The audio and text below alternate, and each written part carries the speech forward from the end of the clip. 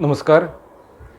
संत स्वामी माझा संगाती या आपल्या चॅनलमध्ये मी विलास गावस्कर आपल्या सर्वांचं मनापासून स्वागत करतो. मंडळी, काही जणांनी मला विचारलं होतं, परीक्षांच्या काळामध्ये एकतर सतत तो मंत्र ऐकणं, आजकाल त्या मशीन्स मिळतात किंवा ते जे यंत्र असतं त्याद्वारे सतत काही ना काहीतरी ऐकणं हे योग्य आहे का? किंवा त्या काळामध्ये ही पोथी वाचलीच पाहिजे, अमुक एखादं जे सांगितलेलं आहे त्यांच्या कोणीतरी गुरूंनी, ते वाचणं गरजेचंच आहे का? आणि तिसरी गोष्ट म्हणजे विभूती किंवा तशा प्रकारचे अंगारे वगैरे आपण लावून परीक्षेला गेलं तर काही प्रॉब्लेम तर होत नाही ना, चालेल का? अशा प्रकारची ती विचारणा होती. वेगवेगळ्या पालकांकडनं आणि मुलांकडनं आलेले हे प्रश्न आहेत आणि ते बघून मला खरंच खूप बरं वाटलं की विद्यार्थ्यांमध्ये किंवा मुलांमध्ये ही आध्यात्मिक ऊर्जा निर्माण होण्यासाठी प्रयत्न केले जात आहेत आणि हे कौतुक खरं तर पालकांचं आहे. आणि ते वातावरण निर्मिती घरामध्ये करत आहेत, त्यामुळे मुलं हे विचारण्याचं धाडस करतात की आम्ही ह्या काळामध्ये हे केलं तर चालेल का? किंवा ते विभूती वगैरे लावली तर चालेल का? खरं सांगायचं म्हणजे मगाशी जे यंत्राचा मी उल्लेख केला किंवा सतत कानात त्या मशीनद्वारे एखादा मंत्र चालू राहणं, ती एक थोडी तक्रारवजा काय म्हणूया त्याला आपण, ती गोष्ट एका विद्यार्थ्याने मला केली होती की त्यांच्या घरामध्ये सतत ते ऐकलं जातं, व्हायब्रेशन्स येतात किंवा घरातलं वातावरण चांगलं होतं, लहरी खूप चांगल्या प्रकारच्या आध्यात्मिक लहरी संपूर्ण घरामध्ये येतात, नकारात्मकता जाते, म्हणून हे खूप गरजेचं आहे. पण त्या मुलाचं म्हणणं असं होतं की त्याने मला अभ्यासात डिस्टर्ब होतं, माझं माइंड तेवढं स्टेबल राहत नाही. तर हे योग्य आहे का? खरं तर हे मंत्र सतत चालू ठेवणं हे योग्यच आहे, म्हणजे त्यात उद्देशांबद्दल तिळं मात्रसुद्धा शंका नाही. पण मी नेहमीच म्हणतो की ह्या बाहेरून आणलेल्या प्रॉपर्टीज आहेत की तुम्हाला ते मशीन लावावं लागतं, ते बटन चालू करावं लागतं, ते यंत्र सतत वाजतं राहिलं पाहिजे तर तुम्हाला आनंद मिळतो. हे कंडिशनिंग हॅपीनेस आहे, तो कंडिशनल हॅपीनेस आहे.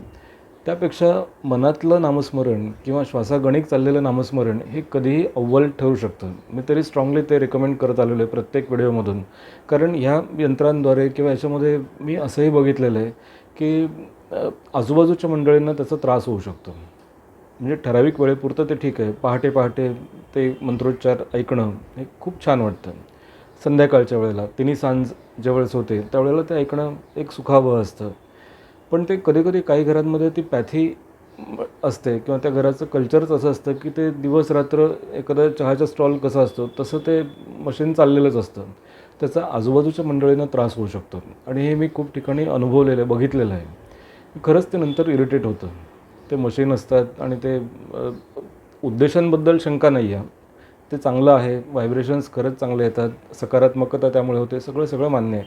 पण कुठल्याही गोष्टीची काळवेळ असते, योग्य वेळ असते किंवा त्याला एक प्रमाण असतं. कुठलीही गोष्ट प्रमाणाच्या बाहेर झाली की मग त्याचं मजा सगळी निघून जाते आणि मग ती चिडचिड व्हायला लागते. त्यामुळे या मुलाचं म्हणणं मला पटलं की ते 24 तास कानाशी ती कधी भुणभुण वाटते, ते नको. आजकाल असे काही ग्रुप्स पण आहेत की जे यंत्र ते विकतात आणि ते मशीन सतत ते चालू ठेवतं. ते ठराविक काळासारखं ठीक आहे, पण ते अभ्यासात डिस्टर्ब नक्कीच होतं. बरं, मुंबईसारख्या मोठ्या शहरांमध्ये तर इंचावरती फुटाफुटांवरती लोकांचं स्ट्रगल असतो राहण्याचा. तिथे अशा वेळेला आपण ही काळजी आवर्जून घेतली पाहिजे की ज्या घरामध्ये मुलं अभ्यासाची आहेत, कुठलाही अभ्यास असू दे, तो 10वी-12वीच म्हणून नाही तर पुढचे आजकाल खूप एंट्रन्स एक्झाम्स असतात, प्रत्येक गोष्टीसाठी मुलं तयारी करत असतात, काही सिनियर सिटिझन्स असतात किंवा काही लोकांना शांतता अभिप्रेत असते. तर त्याच्यामुळे आपल्याकडून काही कुठलं असं अतिरेक होता कामा नये. तुमच्या घरात व्हायब्रेशन्स यावेत किंवा वातावरण चांगलं व्हावं ही चांगलीच गोष्ट आहे, त्यात काही गैर नाही आहे. पण त्याचा अतिरेक होता कामा नये, आपल्यामुळे इतरांचा त्रास होता कामा नये. थोड्या वेळापुरतं, थोड्या काळापुरतं, काही क्षणांपुरतं तो उच्चार छान वाटतो, पण त्याचा अतिरेक आपण टाळला पाहिजे. दुसरी गोष्ट म्हणजे आध्यात्मिक वाचन. काही जणांनी सांगितलं होतं की मला एक पाठ वाचायची सवय, स्पेशली गुरुचरित्राचा 14वा अध्याय काही जणं वाचतात, पण अभ्यासाच्या वेळेला मग तो स्किप केला तर चालेल का? जरूर चालेल, खरंच चालेल. म्हणजे हे परत कंडिशनल होता कामा नये. हे झालं तरच होईल, मी तर वाचला तरच माझा पेपर चांगला जाईल असं नाही आहे. कुठल्याही गुरूंना हे अभिप्रेत नाही आहे, हे कृपया लक्षात ठेवा, की तुम्ही हे वाचलं तरच तुमचा पेपर चांगला जाणार आहे किंवा तरच तुमचा अभ्यास चांगला होणार आहे, असं नाही आहे. तुमच्या मनाची तयारी झाली पाहिजे, अभ्यास हा नीट झाला पाहिजे आणि परीक्षेचा काळ जो असतो तो केवळ आणि केवळ अभ्यासासाठीच असतो. स्वामी तुम्हाला सपोर्ट सिस्टम देतात किंवा गुरु जे आहेत ते तुम्हाला सपोर्ट सिस्टम करतात, पण त्यासाठी तुम्हाला वाचावं लागतं.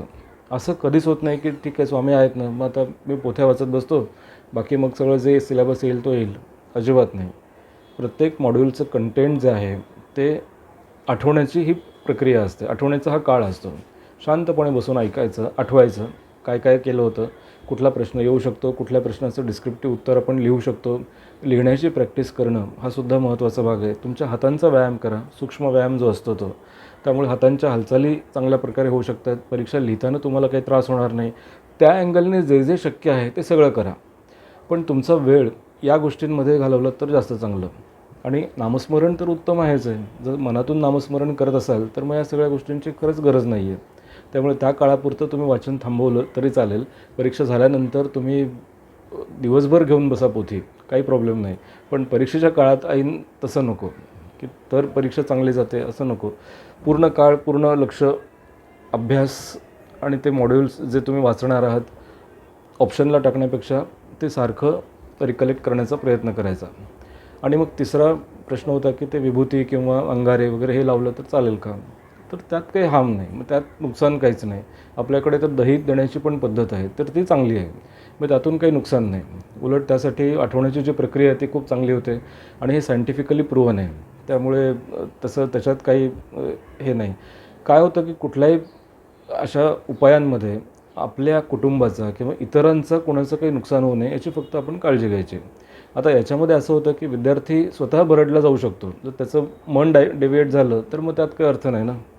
त्यामुळे मन एकाग्र होण्यासाठी आणि मन शांत होण्यासाठी तुम्हाला फक्त आधी सपोर्ट सिस्टम गरजेचा असतो, पण नंतर अभ्यासाशिवाय पर्याय नाही. म्हणजे मी तरी हेच म्हणेन की तुम्ही अभ्यासावरच लक्ष द्या. पोथ्या नंतर वाचलात तरी चालतील.